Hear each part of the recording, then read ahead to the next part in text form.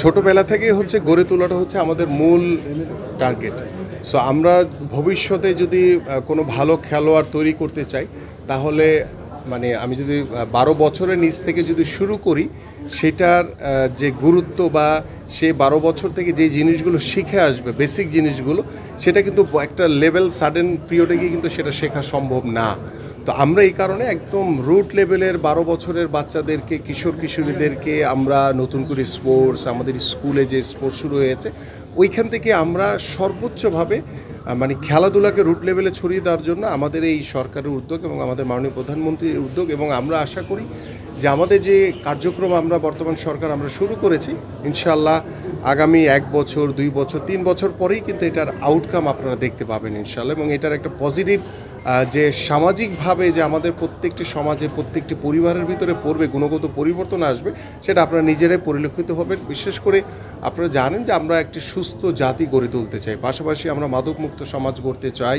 Rainbow অ্যাক্রোপ্লাস্টে acrylic এমালশন থাকায় মুছে ফেলা যায় যে কোনো দাগ সহজেই। Rainbow paints, colour of joy. পাশাপাশি আমাদের বর্তমান সমাজে যে ডিভাইসের যে আসক্তি, সেই আসক্তি থেকে আমরা কিছুটা হলেও খেলাধুলার মাধ্যমে আমরা স্কুলে, আমাদের নতুন করে স্পোর্টস, আমাদের তৃণমূল পর্যায়ে সব জায়গাতে আমরা সেই বিষয়গুলো তুলে ধরতে চাই, যাতে আমরা আমাদের বাবা মাদেরকে, বিশেষ করে আমরা বাবা মাদেরকে সচেতন করতে চাই যে আপনার সন্তানকে কিভাবে আপনি সুস্থ রাখবেন, এবং তারই উদ্যোগ নিয়ে আমরা কাজ করছি। সো আমাদেরকে একটু সময় দেন, ইনশাল্লাহ পর্যায়ক্রমে আমরা এই বিষয়গুলো ইনশাল্লাহ একদম রুট লেভেলে পৌঁছে দিতে পারবো।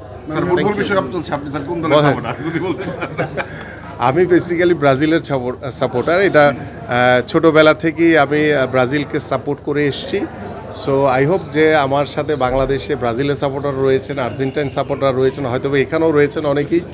সো আমি মনে করি, আমি অ্যাজ এ ফুটবলার হিসেবে আমি যেটা আশা করি, বা বাংলাদেশের মানুষ যে ফুটবল প্রেমী, ফুটবল নিয়ে আমাদের বাংলাদেশিদের যে ম্যাডনেস কাজ করে, এটি আসলে বাংলাদেশের ফুটবলকে ধারণ করে আমরা অনেক দূর এগিয়ে নিয়ে যাওয়ার একটি স্বপ্ন আমরা দেখি। বাট আমরা মনে করি যে বিশ্বকাপের টান টান উত্তেজনা যদি শেষ পর্যন্ত থাকে, তাহলে আমরা আশা করি যদি গ্রুপ পর্যায়ে কোনো সমস্যা না হয়, যদি ব্রাজিল কিংবা আর্জেন্টিনা যদি ফাইনাল খেলে, তাহলে আমরা বিশ্বকাপের শেষ পর্যন্ত সেই উত্তেজনাটা আমরা আমাদের বাংলাদেশিদের জন্য সেটা ধরে রাখতে পারবো ইনশাআল্লাহ। দেখেন, আসলে বাস্তবতা আপনাদেরকে বুঝতে হবে। হ্যাঁ, আমরা স্বপ্ন দেখি ডেফিনেটলি যে বাংলাদেশও একদিন বিশ্ব ফুটবলে মাতাবে, বাট সেই স্বপ্নের সাথে বর্তমানে আমাদের যে অবস্থান, আমাদের যে প্রেক্ষাপট, আমাদের যে সীমাবদ্ধতা রয়েছে, সেটা এখনও পর্যন্ত সেটা আপ টু দ্য মার্ক না। সো আমরা শুরু করছি, বাট আমরা স্বপ্ন দেখি যে কোনো না কোনো একদিন ইনশাআল্লাহ বাংলাদেশও বিশ্ব ফুটবলে আমাদের এই বাংলাদেশিদের জন্য সেই ফুটবল মাতাবে ইনশাআল্লাহ। আমার কাছে মনে হয় না, কারণ আমরা যেভাবে এই কারিকুলামগুলো সাজাচ্ছি, সেখানে আমাদের বেসিক যে জিনিসগুলো আছে সেগুলো আমরা হয়তো বা মাঠে গিয়ে শেখাবো, যেগুলো খেলাধুলার মাধ্যমে তারা নিজেদেরকে যেভাবে সুস্থ রাখতে পারবে, ঠিক সেইভাবে তারা নিজেদেরকে যে শরীর সুস্থ রাখার জন্য যেই পরিশ্রমটা করা দরকার, যেই শারীরিক যেই গঠনকে সঠিক রাখার জন্য যেই সার্বিকভাবে যে কাজগুলো করা দরকার, সেই বিষয়গুলো কিন্তু মাঠের ভিতরেই থাকবে। সো আমার মনে হয় না যে শিক্ষার্থীদের জন্য এটা কোনো বার্ডেন হবে, এবং পাশাপাশি আমাদের যে থিওরিক্যাল যেটা থাকবে, সেটা হয়তো বা খুবই অল্প একটি সেশন থাকবে, যেটি পরীক্ষার খাতায় তারা হয়তো বা লিখবে তাদের বেসিকটাকে ঝালাই করার জন্য। বাট মূল কাজটা কিন্তু হচ্ছে মাঠে। কেমন হচ্ছে যে আপনি যখন স্কুলের পরে আপনার বাসায় চলে আসবে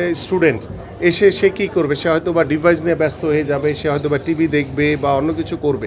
কিন্তু আমরা যেটা করতে চাই যে প্রত্যেকটি বাবা মা যাতে বাধ্য হয় যে না, স্কুল শেষ করে এসে সে রেস্ট নিয়ে তার ব্যাগ রেখে সে যাতে আবার মাঠে ফিরে যায়, কারণ মাঠে যখন ফিরে যাবে, সেই মাঠে যাওয়ার ভিতরে কিন্তু তার পাস ফেল নির্ভর করছে।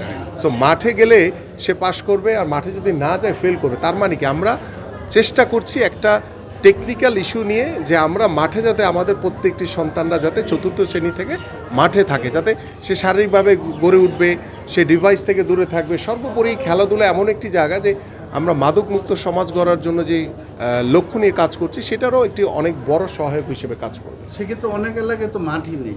আমরা চেষ্টা করছি, ইতিমধ্যে আমাদের মাননীয় প্রধানমন্ত্রী একটি কমিটি গঠন করে দিয়েছেন, যে কমিটির কনভেনার আমি নিজেই। সো এখানে আমাদের আরও দুজন মন্ত্রী রয়েছেন, সচিবরা রয়েছেন। আমরা ঢাকা সহ সারা বাংলাদেশে ইতিমধ্যে আমাদের সিটি কর্পোরেশন, আমাদের অন্যান্য মন্ত্রণালয় যা সংশ্লিষ্ট যাদের মাঠ রয়েছে তাদের সাথে কথা বলছি যে কোথায় কোথায় খালি জায়গা আছে সেগুলোকে আমরা আমাদের ভিতরে এনে আমরা সেগুলোকে সংস্কার এবং সংরক্ষণ করার জন্য ইতিমধ্যে পরিকল্পনা হয়েছে। সো আমি যে কথাটি বলছি প্রথমেই যে আমরা এটা রাতারাতি পারবো না, আমাদেরকে একটু সময় দেন। ইনশাল্লাহ 1 বছর 2 বছর পরে এটার আউটকাম আপনারা নিজেরাই স্বচক্ষে দেখতে পারবেন ইনশাল্লাহ।